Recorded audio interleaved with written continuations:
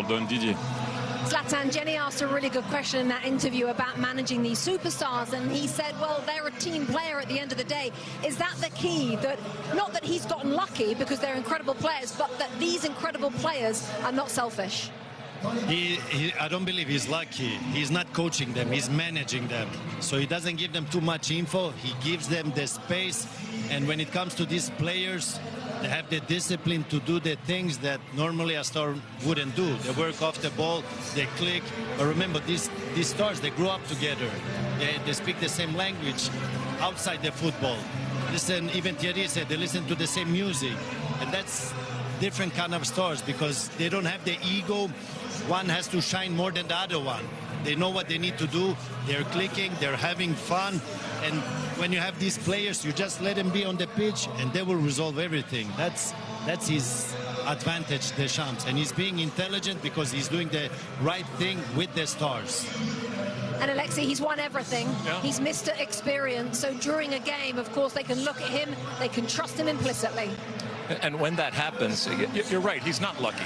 But the players that he has at his disposal, I'm sure there's a lot of managers and coaches around the world who said, I'd like to be able to drive that Ferrari. I mean, but he still recognizes on how to deal with some, not just big players, some of the biggest players in the world, and the personalities and the egos that come with that. The depth of this team, he knows when to change and when not to change, and he knows how to keep them all happy. We've seen dysfunction in the past when it comes to France. He has cut that out, and what I love about him in Jenny's piece was the reverence that he has for the national team and the gratitude that he has for what, as a player and as a manager, the national team and obviously the World Cup have given him. Because you're seeing a lot of players here in this World Cup that do wonderful things with their club teams, win all sorts of things, do things that are just amazing on the field. But the World Cup, the power of a World Cup is unlike anything else out there. And Didier Deschamps is a perfect example who took advantage of it as a player, and it changed his life. And then he took advantage of it as a manager, and it ultimately changed his life. And he realizes not how lucky he is, but how grateful he is for that opportunity. Yeah. I love that. Yeah, he is Mr. World Cup, that is for sure. Well, earlier on, we showed you what Didier Deschamps said about our own Thierry Henry. France's stars also shared their thoughts on someone who serves as an inspiration for them. Déjà le bonjour à Thierry Henry. Every time that I need him for something, he's always here for me. So if he's your uncle, what would he call you? His nephew. I guess. He represents so much for us as a French people. He's a true legend. He knows what he represents in my life and in my career. I have a very strong bond with him. You work with Thierry this summer? Yeah. I think that, guys, you pay a lot to have him. Sure. I'm gonna have to find out. What do you think? Is that true? Which part? That they pay you a lot? I don't know, you need to speak to my agent. Bro, did I miss something? I'm Bro, sure, you know what, I'm sure you're okay. I'm sure you're okay, yeah, you're okay. Alexei, you're also okay. I'm okay? Okay, you okay? I'm okay. Okay, we're okay. Thank you, guys. Love you. Well, you heard them a little bit earlier on. The French fans are in here in Boston Stadium have been chanting this guy's name for the past hour and a half that we've been on air, and they are filling up the stands here at Boston Stadium as well. The first World Cup quarter-final featuring Thierry's France is history of Zinedine Zidane's infamous headbutt. Zidane did score from the penalty spot that day after bagging a brace against Brazil in 1998. Zidane and Kylian Mbappe are two of 5 players to have scored in 2 different World Cup finals. So let's talk about that moment, shall we? What are your memories of that headbutt, Thierry? Well, exactly what happened, that we lost on penalty against Italy, but you know, people keep on asking me that question, was I upset or not upset? Our thing in that World Cup was we live and we die together.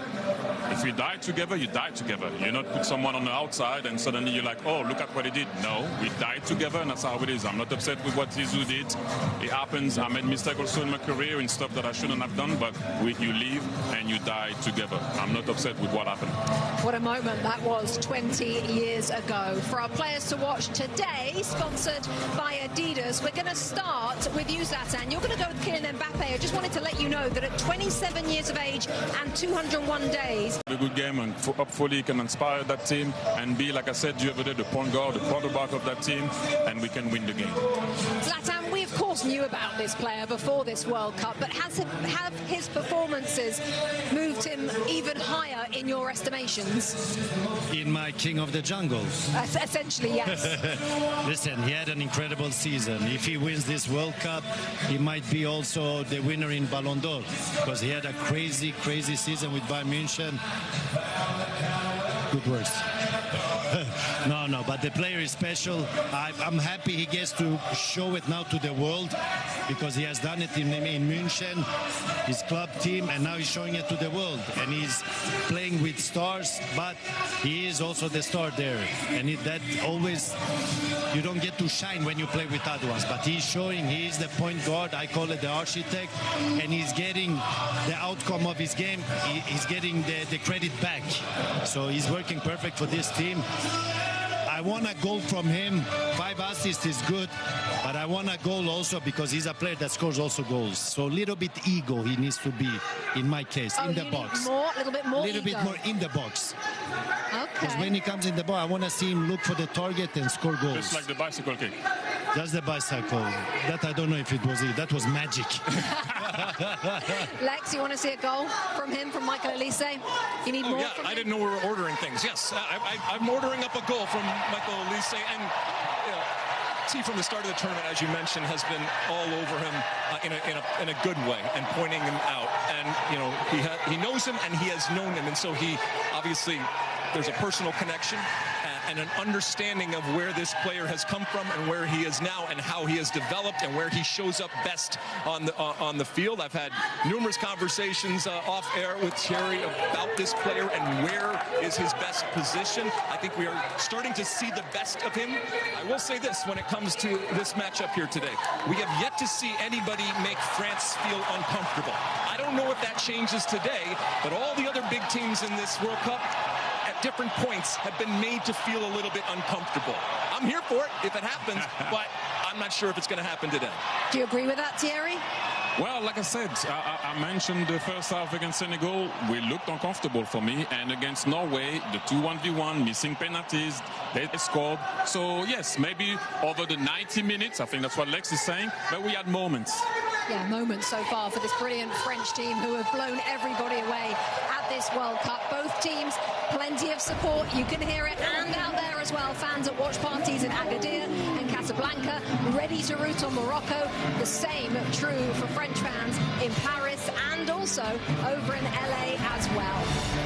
A semi-final spot on the line at Boston Stadium. France looking to take another step towards a third straight final. Morocco, they're going for the semi-finals again.